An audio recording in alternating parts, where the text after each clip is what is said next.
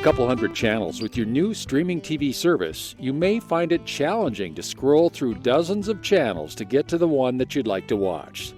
So just like your old school remote control, you can enter a channel number with your Apple remote to get right to the channel that you want to watch without scrolling. And here is how you do it.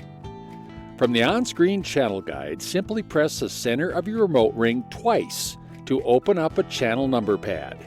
From here, press the left or right side of your remote ring to highlight the number of the channel you want to watch. If it is more than one number, after a number is highlighted, press the center of your remote and continue until you have completed your channel number selection. Then press the bottom of your remote ring to highlight Done, and press the center of your remote ring to highlight that channel in your program on-screen guide. Then just press Play Pause on your remote. Now you can use your microphone for an even faster way to access specific channels by following the instructions for opening up the channel number pad.